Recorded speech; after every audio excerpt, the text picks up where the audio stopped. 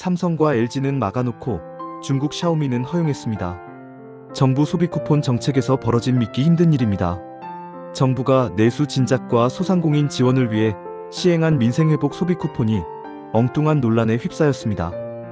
이 제도는 애초 연 매출 30억 원 이하의 소상공인 업소에서만 사용 가능하도록 설계되어 지역 경제 활성화에 초점을 맞췄습니다. 그런데 뜻밖의 사실이 밝혀졌습니다. 서울 여의도에 문을 연 중국 샤오미의 국내 직영 매장에서 소비 쿠폰 결제가 가능했던 것입니다.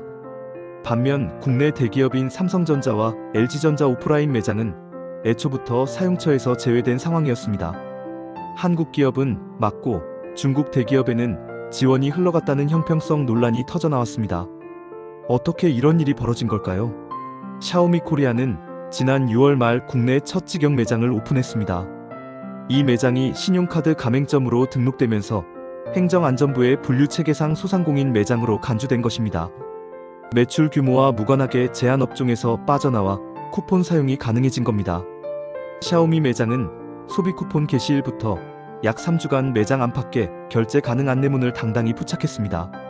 직원들도 적극적으로 이를 홍보했던 것으로 확인됐습니다. 문제는 샤오미의 규모입니다. 샤오미는 글로벌 IT 대기업으로 지난해 매출만 70조 원을 넘겼습니다. 이는 국내 굴지의 반도체 기업 SK하이닉스보다도 높은 수준입니다. 연 매출 수십조 원의 외국계 기업이 세금으로 조성된 혜택의 수혜자가 된 셈입니다. 소비자들의 분노는 당연했습니다. 삼성과 LG는 막아놓고 왜 샤오미는 허용되느냐는 목소리가 터져나왔습니다. 취지가 내수 활성화라면 외국계 대기업은 처음부터 제외했어야 한다는 비판이 쏟아졌습니다. 네티즌들의 반응도 싸늘했습니다. 한국 기업과 미국 애플 매장은 애초부터 배제하면서 중국 샤오미 매장은 버젓이 포함된 것은 형평성과 정책 정합성 모두에서 문제가 있다는 지적이 잇따랐습니다. 사태가 커지자 행정안전부는 뒤늦게 샤오미 매장을 소비 쿠폰 사용처에서 즉각 제외한다고 발표했습니다. 샤오미 직영 매장이 6월 28일 신규 오픈 후 신용카드 가맹점으로 등록돼 사전 제한이 어려웠다며 문제를 인지하자마자 조치했다고 해명했습니다. 하지만 이미 늦었습니다. 소비 쿠폰이 발행된 지 3주가 지나 다수의 소비가 이미 발생한 뒤였습니다. 여론조사 전문기관 PMI가 성인 1000명을 대상으로 조사한 결과 응답자의 81.1%가 소비 쿠폰을 사용한 경험이 있다고 밝혔습니다. 적지 않은 금액이 이미 샤오미로 흘러갔을 가능성이 높습니다.